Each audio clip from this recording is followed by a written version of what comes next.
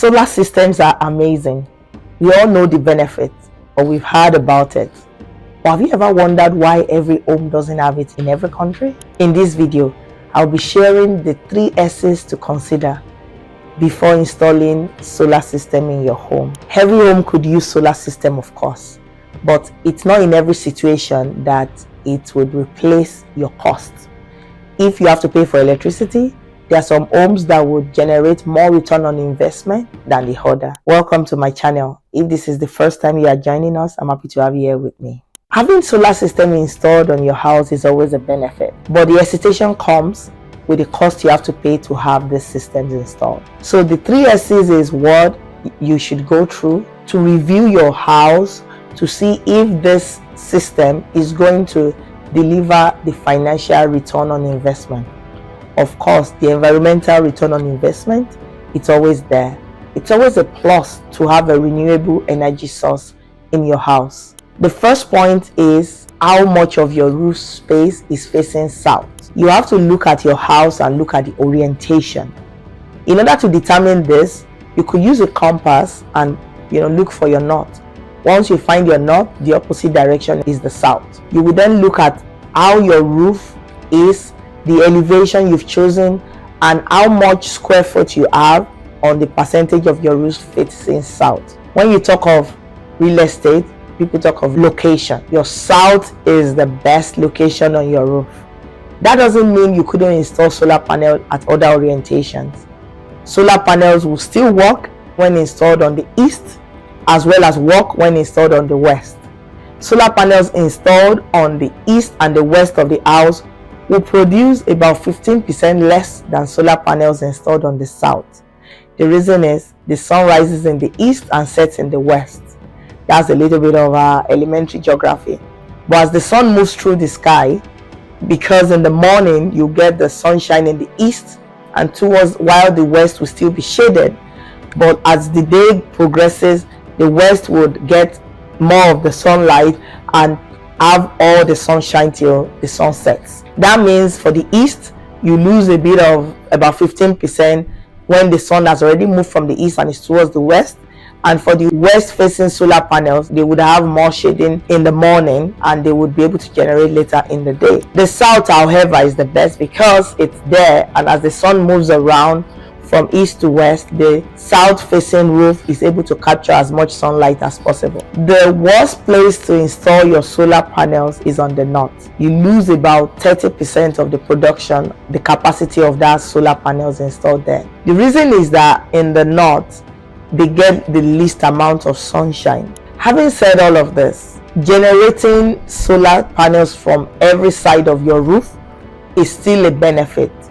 However, if you are trying to calculate how much you are saving, that's when you have to think about this. If you can afford it and you don't have to, you have the cash sitting there, it's not a loan and it's something you want to do specifically for the environment, it doesn't matter. Cover as much of your roof with the solar panels because you will still generate renewable energy sources and just fill it as much as your local area would permit and as much as the number of kilowatt hour your house could get.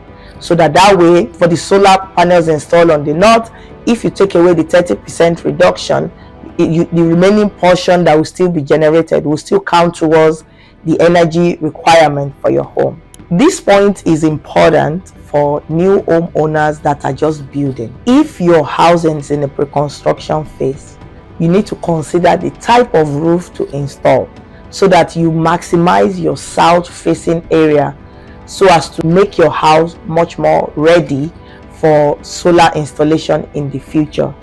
For more information on this, you should watch my video on how your elevation affects how much electricity you can generate for your home. The second point we'll be discussing is shading. This is huge. If you have a lot of trees, which is great for the environment around your house, it's good. But if you have trees that are casting shade on the roof, when you install your solar panels, that means all this shade will be over the panels. This will reduce the performance of the solar panels for those areas. So ideally, trees should be located in a position that throughout the day, as the sun moves and their shadow moves, the shadow is not going to be covering your roof. If this is an issue, I wouldn't recommend you cutting trees because there are so many other benefits you derive from that before installing your solar panels. But if you have enough space where there's no tree shade over your roof, those are your premium locations that you install your solar panels. And measuring these areas will kind of be where you are going to focus much of your generation in, because if you have solar panels where there will be shade, it's really of no benefit to you. If you are planning to plant trees, it's very good to think about this and situate the trees farther away from the house as much as your lot permits. Think about the sun, and as it shines on the trees, how the shading is going to move around the day. You should be able to use your knot to be able to calculate this. In some cases, if it's just a few branches of the tree that is shading your roof, you might be able to prune and consult with an arborist in a way that doesn't damage the tree, to trim and cut off some branches to move them away from your house. It might even be in your interest, because heavy tree branches hanging over the house, there might be a danger of it breaking up sometime in the future and damaging your roof. So as you consider installing solar panels on your roof, looking at the trees and looking at the branches, reviewing everything will be in your interest. The third point to consider is the space. Literally, the length of the space times the breadth. How much space do you have? And for every face of the roof, how many solar panels can you install? These would be the factors that would determine the number of panels to fit in, which is going to determine the number of kilowatt you can generate from your roof. So if you have a lot of roof space in the south, you have minimal or no shading, and there's enough space on your roof to fit enough solar panels, then your house is a great candidate for solar panel installation.